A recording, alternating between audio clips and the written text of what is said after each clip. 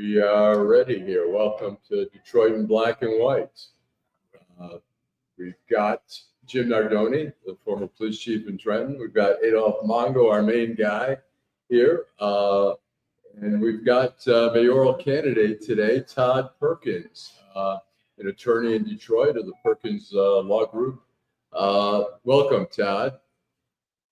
Well, thank you for having me. I know it's been a minute. We've been trying to make this happen, and throughout all the businesses, this is something everybody's got to come see you guys at one point. So you've been, it's a crowded field. We're seeing the polls. You're not at the top of the polls. How do you plan to address it, or how are you addressing that? Well, I'm going to keep on doing what I'm doing. I believe this thing is like track. If you turn around and look at your competition, you break stride. You also let people think you're tired, and I'm neither. So I'm not going to break stride, nor am I tired. And quite honestly, I haven't looked at the polls in an intimate way, and I don't necessarily trust polls. Polls are a double-edged sword. You know, and make it feel good, and then when you wake up, you are OD'd. I'm gonna tell you, in 1990. The Detroit News had Blanchard killing John Engler by 14 points. Everybody pointed to a win. I remember when Freeman was celebrating after he beat Kwame's butt in the primary. And when the general came around, they was winning all night, and then it flipped the switch. And Freeman had a ton of money left because he didn't want to spend it. Should have spent every dollar of it. Joanne Watson was a big underdog against Gil Hill to run for the special election for city council. And when he woke up the next day, Joanne Watson was on the city council. So polls, they engage what they did. Yes, it's 2016. It's a picture you see. Okay. Yeah. So what I compare this race, this mayoral race, 2025, like 400-meter dash. The contestants are slow walking, and I guess people wait until 10 yards out and gonna run. You know that July 28th, they buying. You know, some of these candidates are gonna be buying ads and all this other stuff. I think it's kind of late. What's gonna bring you up to be 1 and 2 in this race? Because I think it's wide open. Well, I appreciate that, and I appreciate your openness about where it really is, and I don't push back from what you said. But what people don't see is what we're doing is our ground game, and you know, we're knocking doors, we're meeting people where they're at. You know, and in fact, I'll be driving down the street and I see a bunch of people congregating at a corner, and I'm gonna get out and talk to them. I will stop. You know, if I'm not on my way to court, I'm gonna stop and talk to him. I mean, this is the person that I've always been, the person that, you know, how I built my practice. You know, you don't build something from nothing and not be able to rely upon the people of the city of Detroit. My push is, you know, as far as name recognition, I know I'm well known throughout the city of Detroit, but changing and turning that dial to let people know I'm gonna be your mayor rather than your lawyer. So that's the movement that I need to make. And I have to engage people in a more intimate way to let them know, and you know, to go back to the living rooms that I've been in when I've been representing families and individuals throughout the city, and whether it be on issues, whether it be on cases, and you know, for different movements. Todd, I've got a question. Yes. We hear a lot. We've seen the debates or the forums or whatever they're called, and people are talking a lot about generalities. Mm-hmm. About I want better, you know, more housing. Yeah. I want, you know, crime. What seems to we don't hear enough about is specifics. Like, here's what I want to do for crime. We all want lower crime. We all want more housing. Right. We all want less poverty. Right. But what are some of the specifics of your vision for the city? So, you know, I sometimes I'm hesitant to talk about the specifics, because every time I tell specifics, they wind up in somebody else's campaign. Let me give you an example. I was the first person to call out and say that I wanted a forensic audit of the city's finances, you know, beyond what's done on a yearly basis through the auditor, And now everybody's calling for that. But, at the first time I said it, Mr. Durhal says, well, you should come to the budget meetings. Clearly, there's a disconnect on an understanding of what a forensic audit is. I guess somebody must have told them, and now everybody's declaring that. But let me give you an example. Let's talk about crime, or let's talk about public safety. The prevention of crime. Right. And I know that better than anyone, because having been a city attorney for Highland Park, a current city attorney in Inkster, representing the city of Detroit, and representing very significant individuals, even in the Detroit Police Department hierarchy, I understand it from an administrative perspective and what police do, but I also understand it from what the police and from the other side of the aisle. So there's no one who can say that, and that's the difference of being a lawyer in this. Well, what's going to change under Perkins? So what's going to change? And what I see first and foremost, we're going to spend more money in crime prevention and doing the things that lead up to crime. There's Such as I'll give you an example. Father John has a program that works out of Western High School. And I'm just using his as an example. They identify the youth who are having problems or having violent outbursts, and they interact with them and provide mentorship and provide tutoring. If we spend money forward, we don't have to spend the money on the back end, which has a greater societal cost, a greater cost directly from your budget line items. But that's one aspect of it. But also policing, how you develop a master plan for policing, it can't be a one-size-fits-all. And, I'm talking to the chief of police who's in here, who's looking intently at me like, I want to know what the hell this guy's about to say. But dealing with the city of Detroit, you can agree, and I think everyone can agree, I'm going to police 6 Mile and Gratiot differently than I'm going to police Palmer Woods or Sherwood Forest. In what way? What do you see? So, one thing about 6 Mile and Gratiot, or one thing, an area that has not seen the attention, we need to have a presence. But we need to have a presence like Detroit Police Department has a neighborhood police officer. Those neighborhood police officers, they go walk the beat, they interact with people on a personal level, not necessarily. How you gonna bring the mini station back? The mini station, because that's what it sounded like with under Coleman Young, they had mini stations. Absolutely. You have to meet people. What I say, I use that word, meeting people where they're at, and that's the definition of what a mini station is. And but have access and reaching out to people on a personal level, not as a result of a 911 call. And so what the department is doing now, I think based upon what Chief White has really, before he left, what he did was, because every 911 call doesn't necessarily mean guns have to be drawn, because sometimes you need mental health and social welfare services infused in the department. Yeah. Yeah. You got a question. Go ahead. Well, I did. I really like this topic, but I was going in a different direction. I like to know what people fail to recognize is they see you around town. They see you in a courtroom, but they don't know your leadership style. You have to be a leader to run a law firm. Can you tell us how that's going to transfer into? Absolutely. And again, I broke into that. I appreciate that, because I missed that, as I said it just very quickly. I built something from nothing, and it took a leadership mentality. You have to be willing to go against the grain. Anyone who's ever done anything and received any uber amount of success as a result has either been called crazy, has been called a lot of different things, in order to get to a place where they see their vision. So making people, because it's different than being elected and being a leader. I've been a leader throughout my community on various different issues, which you all have reported on over the years. And it's taking up a mantle that might not be popular. And it's taking up, because something, at the end of the day, through all the things that we're talking about doing and leading the city, at some point in time, we're going to have to go back to the city and say, I need you too to step your game up too. So that's an uncomfortable conversation where some people will say, oh, now you're pointing the finger at me. I'm not pointing the finger at you, but if we're going to rise this ship and make all streets rise, I need your help too. And everybody got to do their job. Yeah. Backing up. They didn't want you. They didn't want you on the stage. They didn't want you to participate. How did you take it? Well, I don't know if you've seen some of my recent posts. I've got a new term called Detroited.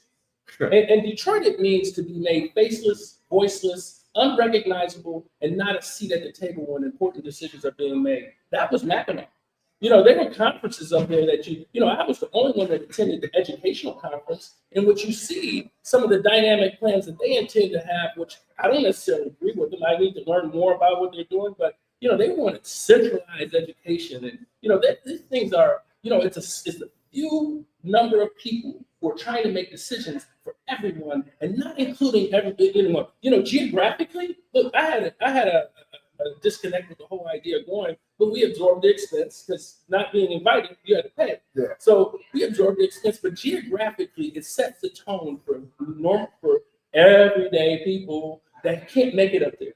You understand? But then when you get up there, the stuff is higher than a cat's back. You know what I mean? I could say something else, but it's hot. And it stank too. It stank too. Somebody told me, even when you're up there, it has some form of antebellum South looking, when you got horse and carriage and everything like that. And they had all the Jamaicans. Go with the wind. Man, come on, man. So I Go know. with the wind. Let me ask you, we got Ira Todd, who's got a question here, and Ira. Yes, yes, very good. A retired Detroit police investigator for a long time. Ira says, I know you hear this all the time. While downtown Detroit has been significant investment in redevelopment, many neighborhoods continue to struggle with blight and lack of services. Critics argue that Duggan's revitalization efforts have disproportionately favored central areas, neglecting the needs of outlying communities. It's a question we hear, a theme we hear throughout this campaign. What's your? Let's talk about just you and I have talked, Allan, and I think I had to explain some of the things that I've said that because we talk personally. I know everybody here except for the chief as much. I've seen him. I watch your show, but let's look at it. From 2000 to 2020, we had 295,000 Black people leave the city of Detroit, right? And in the meantime, you had, I think, in 2010 to 2020, you had 5,100 white people come to Detroit. That's a good thing to have people come, but nobody's asking the question why those people left. And it's clear those people have left during a significant portion of time in which Duggan has been mayor. They left because there wasn't the attention to the neighborhoods. There wasn't those things that are being. Where are they going? They're going to outline here. Southfield? Not Southfield. They're going to Southway. They're going to St. Clair Shore. Anywhere that's cheaper. Anywhere they feel safer. Anywhere they feel there's better schools. Anywhere. One of our viewers last night said she's a young lady. I'd say she's a young lady. She's been a viewer of our show for a long time, a good supporter. And she said, as a woman, she'll never feel safe in Detroit. So my question to you, as I talked about last night, is I live in the suburbs. I come down, I park at the casino, I walk over, watch the Lions play. I feel safe. Why doesn't she feel safe? That's unfair. That's unfair. You know why that's unfair? Look at you. You're the chief of police. That's what I'm trying to say. My point is only that why aren't people I was making a joke. No, I get it, but my question is why isn't she Because feeling you don't live. Because you don't live here. She lives here. She You're see coming all from the a yeah. But the You resources. see all the chaos and mayhem and the cops don't show up. You got 2 police cars. In one patrol. precinct. Yeah. In one precinct in the middle. We're gonna take a break. We'll come back with Todd Perkins, and we're gonna continue to ask those tough questions like, what should the mayor do with the schools? Be right back. Hi, I'm Eric Sabri, your Wayne County Treasurer. If you're living in the home of a deceased family member and you're facing property tax foreclosure, the probate process can be helpful to you. If you file a probate petition and notify our office, the foreclosure proceedings will be halted during the probate process. Contact us at 313-224-5990 or email us at taxinfo@waynecounty.com. We're here to help.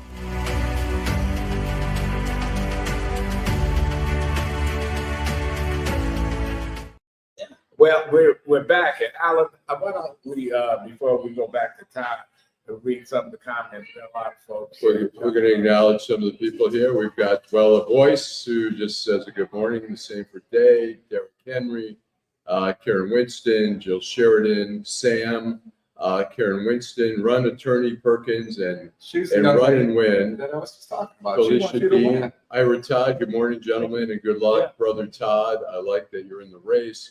We've read some of Ira's comments, and he goes, I totally agree with forensic audit. I ran for office years ago. and one called for a forensic audit and discovered so much corruption, theft, and fraud.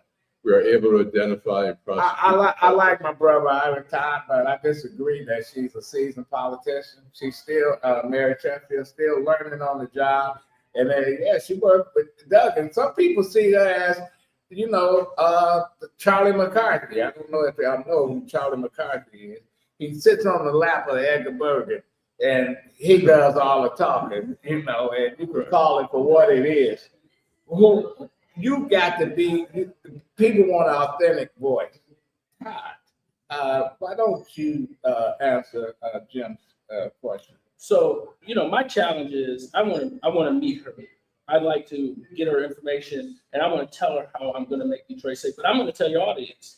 So my plan, it looks to have like I said, not a one size fits all, but have an integrated community police team working with the neighborhoods, in which the neighborhoods help the police design how they are to be policed. And that's really what, if say, for instance, Beaconsfield is an East Side Street. If I'm having problems with that street and it's identified as an area in which criminal activity has, who's going to know that better than the police is going to be the people in that neighborhood? But they probably know the kids that are causing a problem, if it is the kids. And I'm not talking about the whole idea of the no snitch rule or anything like that. I'm talking about developing an idea and a plan to incorporate the police and incorporate them into the fabric of the community. That's what's missing. Because the police show up and they're strangers. Let me ask you this. Yeah. It's a question I've asked some of the other candidates. We live in Detroit. I live in Detroit. I won't get gas at night at certain stations. I mean, there's still a couple in the city, but for the most part, I don't feel safe. Yeah. I usually, if I'm in the burbs, I'll fill up. That's a livable issue there. And Adolph always says, "Oh, they got their problems. No, like but you get hijacked there. Mongo, you keep bringing that up, but Yes, it's true. It's true. You can get jacked at 10 in Southfield, but the odds are much greater in certain parts of the city. But tell that to the Jack. people that get jacked. So, Yeah. so let me ask you, do you fill up? Would you fill up at night, driving down Woodward and pull in 10, 11 at night, or would you wait till the morning? See, I see the city a little different. All right. I see Woodward is probably one of the safest streets in the city to me. Number one, it's a lot of traffic, and then, you got to keep your head on the swivel. There's no question about it. You have to do that in any city. If I go to Chicago, I'm going to do the same thing. Well, Chicago might be a bad that might be a bad example. But actually, even Memphis. But no, what I'm saying is that is an issue that we have to address. But there's a multitude of different things that go into that. Let's talk about the statistics of who are the culprits in these situations. Well, also the green light. We have a green light program. Is that working? Well, I do believe that the green light program is working, but there are also situations in which some people have not.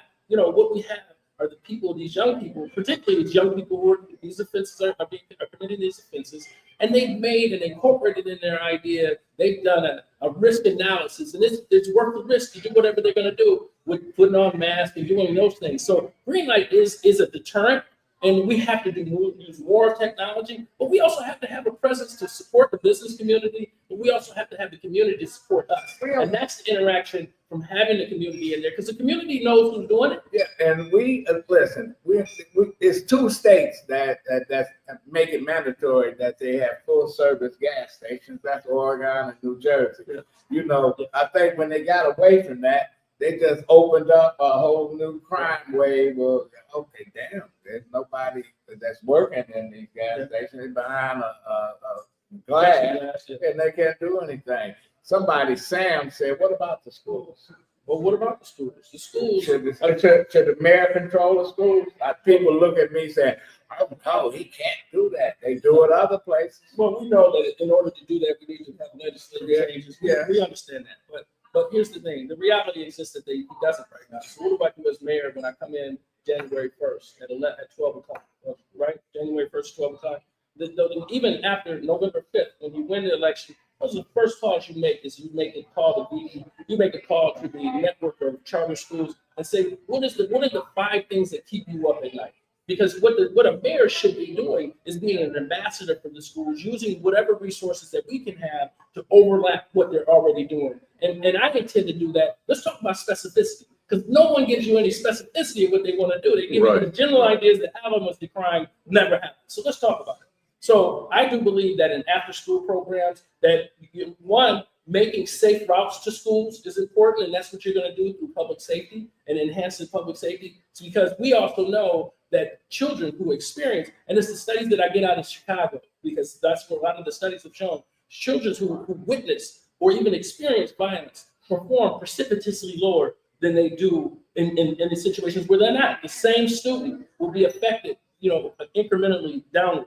So having safe routes to schools, having our rec centers and charging our rec centers, supercharging our rec centers with tech, access to internet, because a lot of these kids, if you're talking about our diminishing middle class, and we're dealing with a lower middle class society, given the fact that what's happened in the city of Detroit, and the things that we're not talking about, being one of the poorest cities in the country, they don't have access to internet when they go home. So how are they going to do their work? So what we need to do as a city is providing them access, providing them tutoring, mentoring, and then also working with the unions, working with Michigan Works, working with Focus Hope to work in those rec centers so that they can have, I'm talking about summer apprenticeships. I'm expanding, like the mayor currently right now has what's called a fellowship program.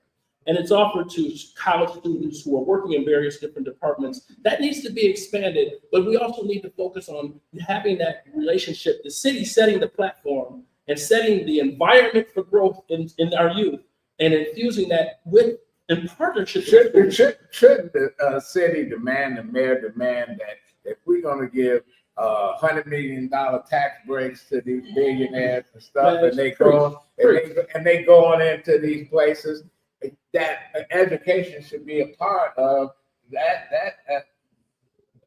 contract. Can I do one better?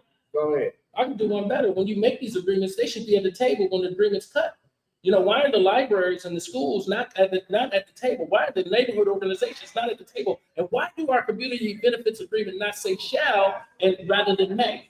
And so therefore the penalty should be more than just writing a check. See, what a lot of businesses and corporations have done is they put that into their business model of, we're not going to fulfill these obligations of hiring Detroiters or following through with our plan. We'll just write the check and we'll put it into the cost of doing this business. That's what they do. Now, you want a specificity, now you got it. Okay, I appreciate that. What you're traveled, you're a well-traveled man, you're a sophisticated man. What are other cities doing that we're not, that we can figure out? And have you seen, like, what is Chicago, Boston, New York, DC, whatever? And those are certainly imperfect cities in terms. I mean, cities are huge. Imperfect. Yeah, more than imperfect, but all I won't say necessarily Chicago because it's its own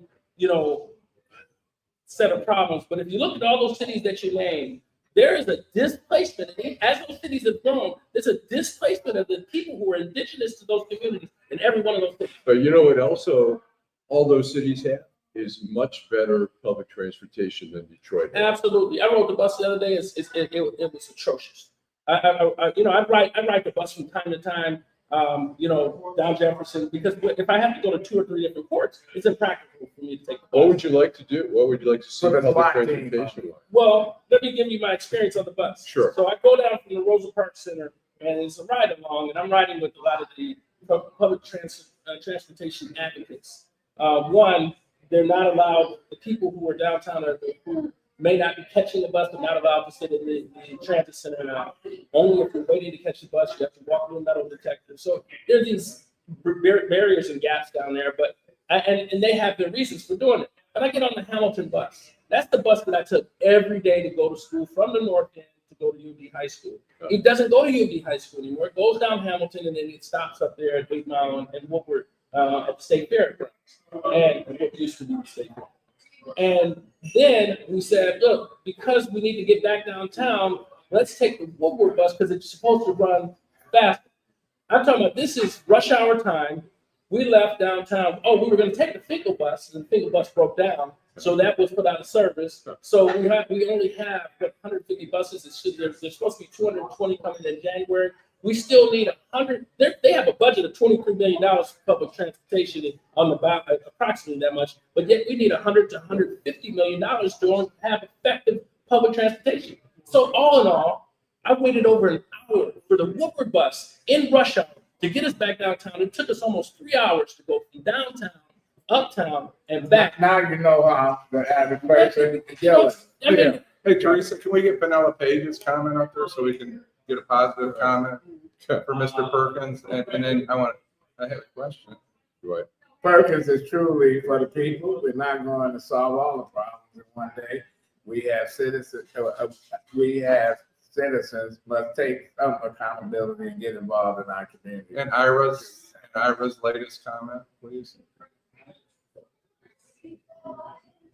I think what's really important, Mr. Perkins, is I think you're saying that you're recognizing that whether it's a library or the education system or the police and fire, that they belong to the people, not vice versa. absolutely. And I think that that's what we've lost here.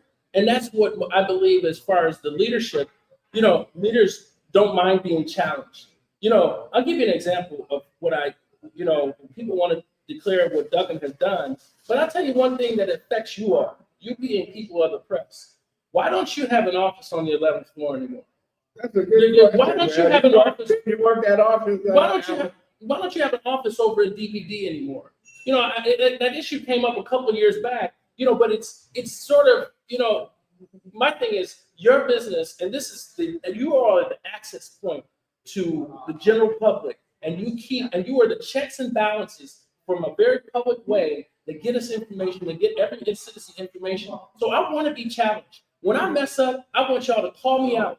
And something, that's what I've done as a lawyer. That's what I've done as a man. That's what I've done as what I call a man for others. You're not afraid of, something. I embrace the idea of falling, not having fear for falling, because the ability to get back up shows my strength.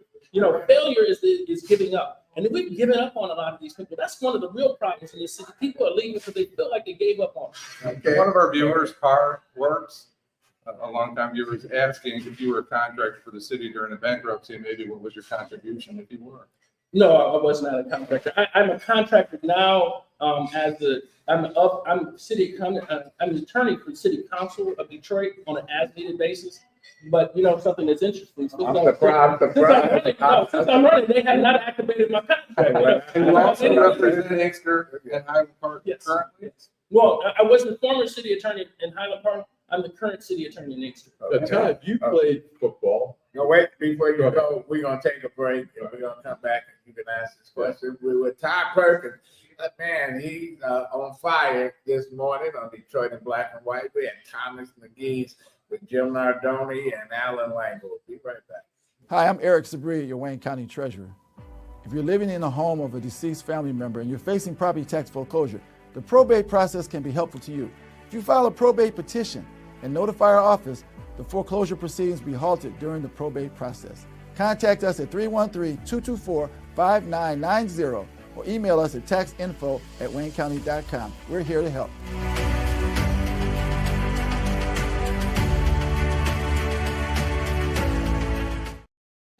Okay. We're back. Allan, you have a question. Yeah, Todd, just a little bit about it. I think one of the things we also don't get enough of about the candidates is just a little bit about their background. You grew up, tell us where? I grew up on the North End, and I live in the house that my great-grandfather bought after moving from the Great Migration. And what part of the city is it? North End is what I consider to be north of the boulevard, east of Woodward, buttressed by 75 all the way to Hyde Park. Oakland and Connecticut. Oakland. I'm in that area, Oakland and Connecticut. Now you played football. Yeah, in played college football at Drake. Was it at Dartmouth College. Dartmouth. Dartmouth College. And I came back. I went to the UD Law School. I started my law firm downtown Detroit. I've been there for 28 years. I don't even know how you survived there. And where'd you go to law school? I bet there. Oh yeah, my older brother went there. My niece went there. My sister-in-law went there. So we got a green and white family. I took a bus through that. Kept going. Just keep going. And you were married. You are married now, but you were married previously, and your wife. Yes. I had the distinction of having, once widowed, twice married, and having two great marriages. Okay. My first wife, we had two kids. We have two kids. She passed away. And, the story never gets old, just talking about how much, she was part of the, community organizer in our family. and she didn't work outside the home, but she worked in the community. And, you know, the things that I would do from an altruism perspective and doing the community component, she did. And she passed away. She suffered from lupus. And, you know, it really couldn't have been more deafening and dramatic in, you know, in my arms, in our garage. And, you know, it's interesting. That night she passed, we had just been at teachers conference with your sister.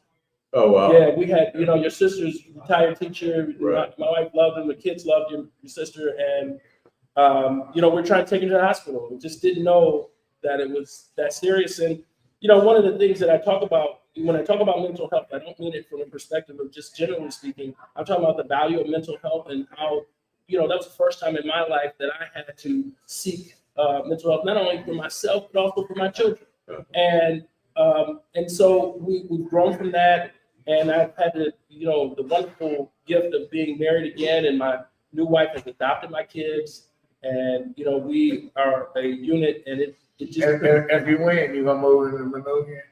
Do you think, So should that be a museum, or should that, you know, young folks say that. So, you know, whether we move, I want to stay on the north end, and, you know, I told people, you know, a lot of people who believe, and I truly believe that I'll be there and I'll win.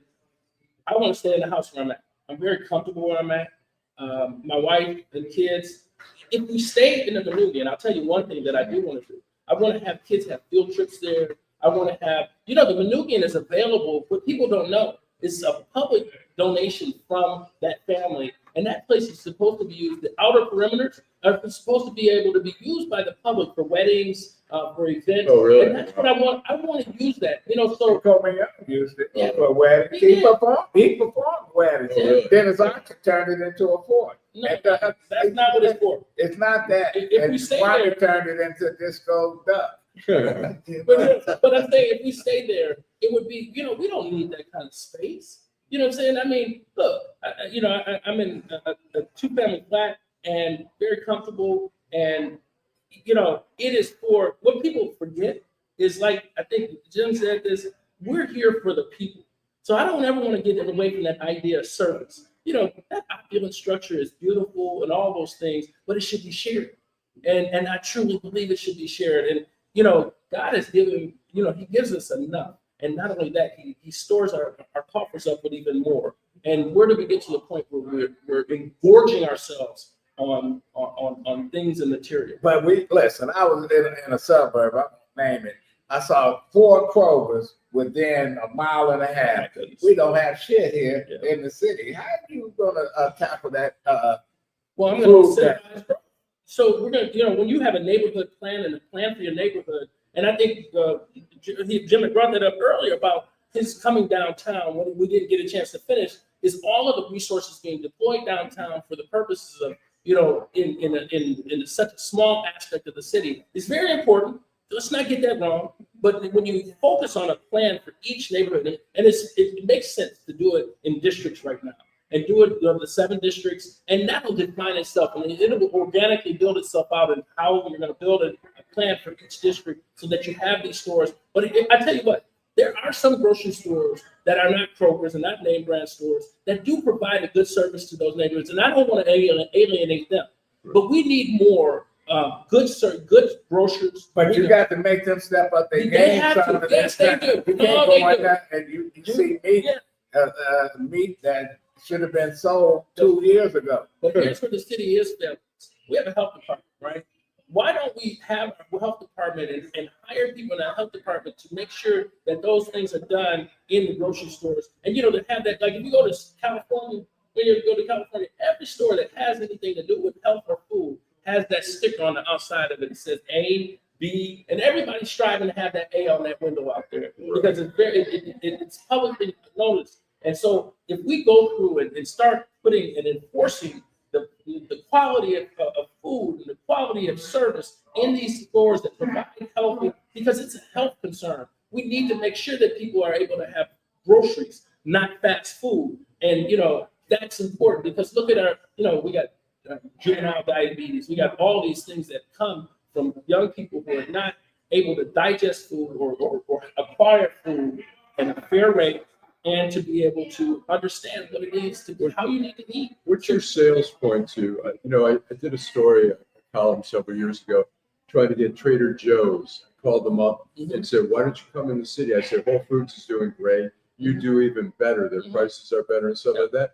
They don't want to come into Detroit. They don't want to come into, they're in Chicago. They're in other major cities. They won't come into Detroit. Well, I think that's also an issue of race. I really do. Let's call it what it is. And, maybe they'll say, well, I'll say race, they'll say crime, they'll say that people won't feel safe. But it's clear, something, look, say what you want about Myers. But Myers took a chance on Detroit. And they proved that Detroit is a good bet. Yeah. That Myers on 8 Mile, when they opened it up, I don't know what the statistics are now, but that store was never open 24 hours. And that store is just the highest grossing Myers that they've had. So it was so high grossing, they said, let's make another one. And then let's make another one. And so, you got the high-end one downtown, you got the one over on the west side, and then you got Whole Foods. That Whole Foods right there is one of the highest grossing Whole Foods that in their chain. They do great. They do great. You go and you can't get parking in the lot sometimes. It's so busy. So stores that don't want to take a chance on us, there are the stores out there. And I think that building from within, and then, we have, what we have to do is we have to activate our small business mentality. There needs to be a revival. When I grew up, my parents owned a store across the street from Herman Gardens. And what happened was there was a movement of us in selling our businesses because there was no support from the city didn't necessarily see the value because they just felt like it was going to continue and continue. But we need to support these small businesses because what you don't want to do is have a bunch of big box shops and make people employees. Small businesses make a community. Yeah, they do. When That's you don't the listen, I grew up mom and pop store. In my neighborhood, black folks owned the gas station. Yes, they did. And the party stores. Go ahead. Can I go back to a leadership question? Yes. That's what I think is really exciting and interesting about your candidacy. From a retired police officer, you might be in court with a police officer 1 week because he's involved in a lawsuit, and on Wednesday, that cop's going to call you to defend him if he was involved in a critical incident. What does that say about your leadership? That's exciting to me. Well, it says one of the things is I'm transparent, I'm honest, and I'm going to fight for you. We're fighting fights that, sometimes, we might have to fight WDIV. That's what we're focused on now. Fights that you might not even win, but sometimes people see that you're going to fight for them. That's all they want. And it's not personal. It's nothing personal. And something, when I was a younger lawyer and younger cops who are friends of mine, they were younger, they didn't understand it. And there was always that friction between defense attorney and cops, right? The younger ones, but the older ones saw it. It was never, and I in a very short period of time, because I had mentorship from police officers, not even the lawyers, that I had that relationship that I never had that acrimony or that friction between them. And I saw the value in the relationship. It absolutely happens. What about when I'm grilling this guy on the stand on a case, and the next thing you know, he's calling me up about his nephew. You know what I'm saying? And because it's not personal. It never is. It's about the people. And if we look at what we're doing, one, as a lawyer, I'm here to support the Constitution. You may tear them up, but they have you on speed dial if they're in trouble. That's it. One guy named his whole family are cops. The Penn family.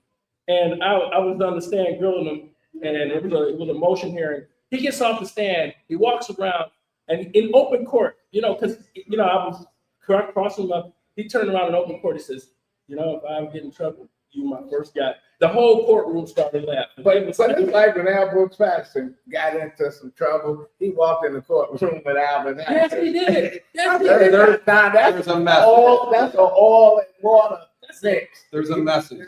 And I think that's a positive message for the community. Well, I think the community needs a lawyer. I think they need a leader who's a lawyer right now in these constitutional. And what you gonna do with your firm? Well, the day one, I already have a succession plan in place. We have, I am very proud to say that the lawyers that have worked for me have gone on. Like one of our lawyers, my brother's a judge now. Another lawyer who was at our firm who's a judge in Pontiac. Another lawyer's deputy general counsel for the water. Another one's general counsel for the sheriff. So we create and we nurture and we breed talent and great lawyers, and they're going to be there to service the community. But day one, you ain't going to get a part-time mayor. If that's your answer to your question, you ain't going to get day one. Our succession plan is already placed. I already have an advanced team ready to do and what we need to do as far as forensic audit and all the things we need to do in the first 30, 60, 90 days, getting in office. The city deserves that right now, because what we're going to have to do is provide the same critical services and not let anybody down. And we know we're going to do it with less. And nobody ain't talking about that. Well, the bill is due. Pensions. Yeah. We don't have any jury to hawk anymore. Mm-hmm. We done gave it all away. Definitely. So the future it don't look so hot in Detroit. It may Why are you going to parachute on the Titanic? Because son, if you're a captain, you go down with the ship. But the ship ain't going down. Now, what we have to do is right size it up. One thing is, I think How you make the pension of whole? Here's what you do. First and foremost, you go to them and say, I'm sorry. First and foremost, because something, one thing about America, we like second chances, and we like giving people second chances if you're going to be upfront and not send them a bunch of bullshit. That's I'm sorry. Yeah, well, Oh, no, that's the Adolph Mongo show. You're not the only person. You're kind of like that. Well, I just thought that was related. You're not swearing enough. Fuck anybody that thinks that you curse. Well, let me ask you this, Todd. You went after Mary Sheffield over the Conservancy that she was on the board. Her answers were the wrong answers. I think it's clear that she should have taken some responsibility. Is that resonating? Is that resonating with voters? Do you think that issue? Well, I tell you, it resonates with one voter who's sitting right next to me, who understands that when people talks about her being a seasoned politician, it just means seasoned politician, in my opinion, means someone who understands their job. All you hear from these people who are politicians is platitudes. You don't hear any details, like you said, also, Allan. But you said it. They're just platitudes who people who don't understand their job. And you know how basic the understanding of a fiduciary is. If I'm a board of director, I'm a fiduciary, and I can't say that I'm ceremonious in nature. That's just, I don't mean it. My thing is, I'm not attacking anybody. I'm presenting facts, and if they feel like attack, then shame on you. Grow up and be somebody who's going to lead the people. And don't be so soft-skinned. That's all I'm saying. You can't say that's not my job. You cannot. A leader said the buck stops here, and how do we fix it? Listen, nobody accusing Mary Sheffield of having anything to do with that thing. But it happened. How did it happen? But she defended the chair of the board, who his ass should have been stepping down right along with Will Smith. Yeah, but the thing is, Matt Cullen needed to be fired, or he needed to resign, and he didn't need to be, okay, I got his back. He had nothing to do with that. Damn, man. You talk about attaboy. We have a question about the People's Bill and Mary Sheffield and your involvement in that. I think that's the question. What's something about, can you see that? My old eyes can't see it. Were you the yeah, regarding the creation of the council president People's Bill. You know what the People's Bill? Was you the co-author? No. Or the consultant? No. What is the People's Bill? I don't know. Well, that's I'm gonna be transparent, right? It ain't something I'm gonna do. I keep saying, Todd, that you can get a singer, put them in a studio. You got 5 producers, make them sound good. They get out on Little Caesar stage, and man, you say that's not the same person, because you want to hear not sound bites. They ain't got auto-tune on the stage. You want to hear a game plan. You do. And here's the thing. What you understand is, none of these individuals have actually been CEOs. They haven't. And it takes a CEO to understand. The hard thing about it is, when we talk about doing more with less, we got one. Self-made. Self-made. Okay. I'll say that. No. Okay. And let me say this much. You haven't heard me say anything bad about her. Yeah. It really ain't too much. What I'm saying is, I can do better than her, but I don't decry her. You've been an advocate of reparations. Yes. Before we get in there, let's take our last break, and we'll come back and talk about reparations and the 375 project. That nobody else want to talk about but me. Okay. Hi, I'm Eric Sabri, your Wayne County Treasurer. Are you living in the home of a deceased family member and you're facing property tax foreclosure, or maybe you know someone who's in the same situation? The probate process may be helpful to you. If you file a probate petition and notify our office, the foreclosure proceedings will be halted during the probate process. We have several nonprofit partners who have free attorneys who can assist you. Contact our office, 313-224-5990, or email us at taxinfo@waynecounty.com. Don't lose your family property. Some of these properties have been in the family for 4 or 5 generations. Contact us now. We're here to help.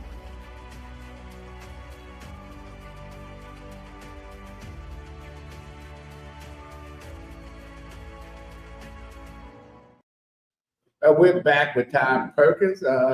He's the mayor candidate.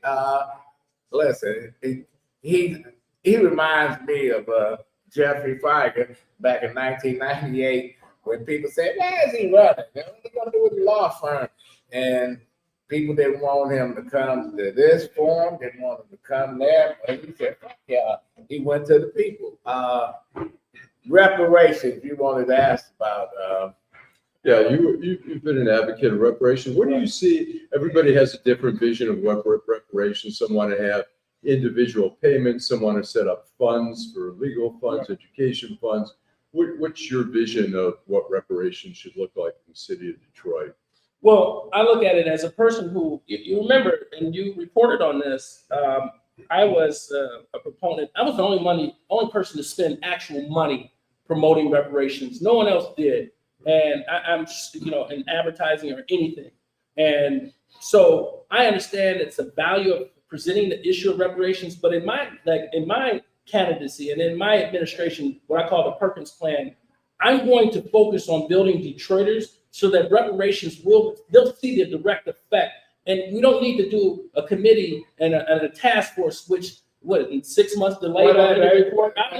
What have they done? Nothing yet, and nothing yet, as I know, and then they have dissension in the ranks with Keith Williams saying what they should do, and he's got his own report coming out, and yet the task force itself hasn't had a report. So my goal is giving everyone the attention that they need, but as Detroiters. I'm going to get around, as a lawyer, I have to think around what's coming out of DC and the dismantling of DEI. If I just think of Detroiters, I want all Detroiters to take hold of the promise that Detroit has. We know it's here. That's why so many people are excited, but we haven't all felt that momentum because there's a difference between momentum and progress. Momentum is factual. Progress is relative.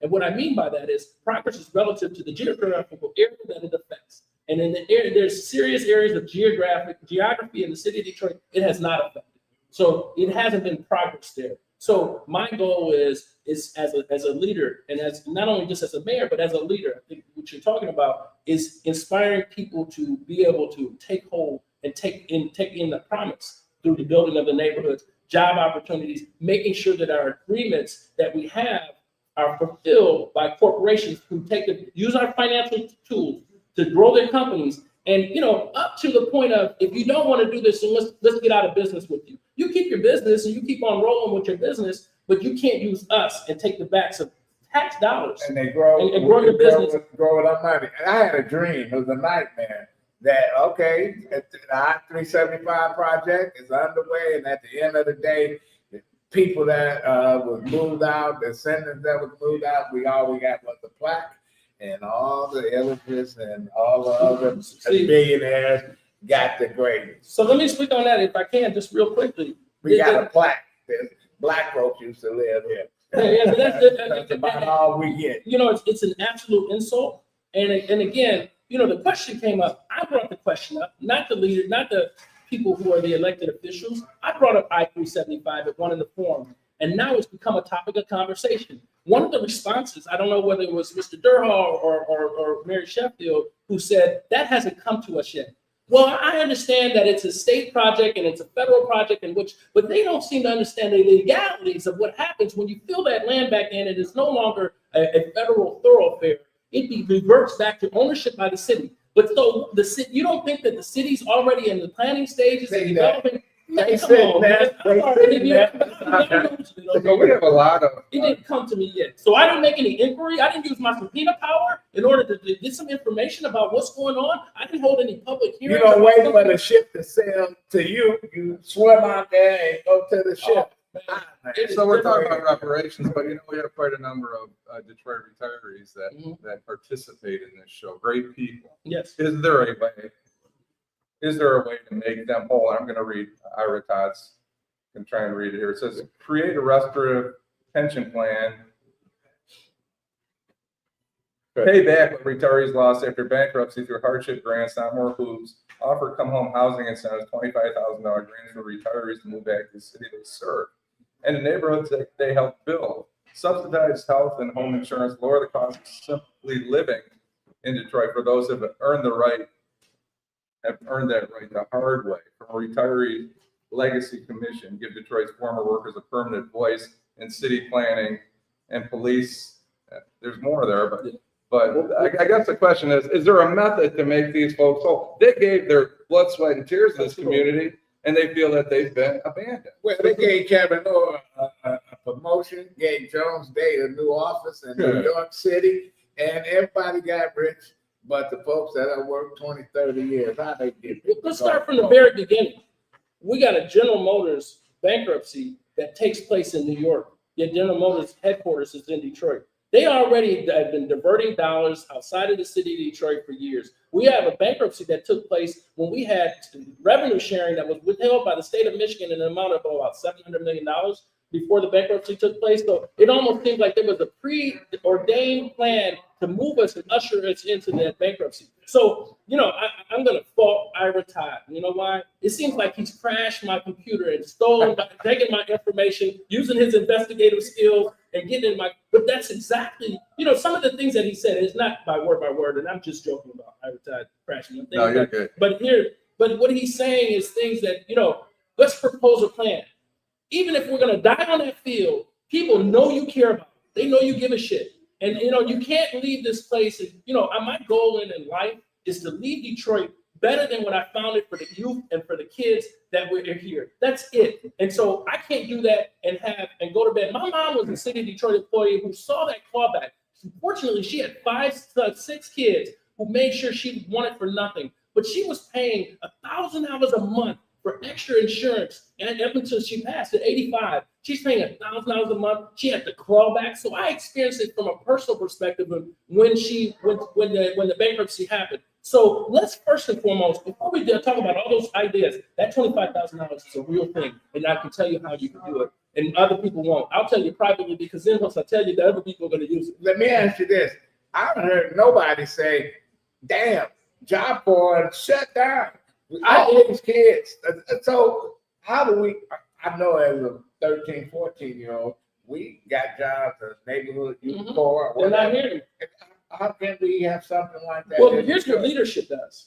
Leadership's going to take, we got a rainy day fund. This is just an idea. And I've been, I'm not in leadership right now, but I'm a leader in the community. And I'm going to use my voice in whatever pulpit I have to go tell it on the mountain. And so here's the mountain. I'm going to take my portion of rainy day fund, at least for the next 30 to 60 days. I'm not going to have those kids on the street.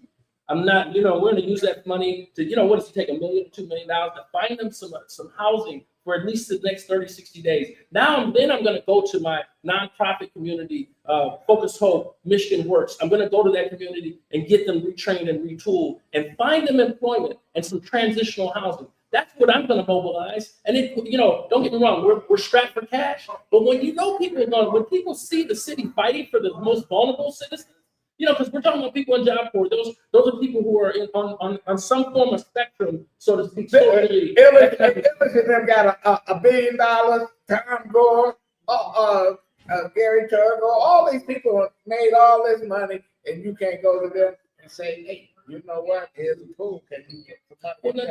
Because you got to ask. Here's the thing. Everybody wants to hear it. Everybody wants to talk about Dan Gilbert. Everybody wants to talk about the Illiches. And I'm not here to talk about them. I'm here to talk about what y'all can help us do in the city. Right. That's it. I'm not here to damn them about anything. Because, far be it from me, but if they made money, there's nothing wrong with that. That's it. Yeah, I can't tell them how to spend. And if they're helping the city grow, I'll help them. But they got their hand out. So I'm giving you money. But wait a minute. The casinos are making money hand over fist. If you want, I would go in a casino before a Lions game and watch the hundreds flow like water. Yeah. Right? Why can't those casinos that we put in Detroit, why can't they support the retirees in Detroit? They are supporting it. They are paying a substantial tax and really a big support in our general fund budget. So yeah, we can ask them for more, but I'm intending to ask the business community for more, the larger business community. And I believe in my heart of hearts, there's an altruism in there. There's a charitable heart in many of them who will do that. We're gonna have to bring you back. You're gonna get the last word on this.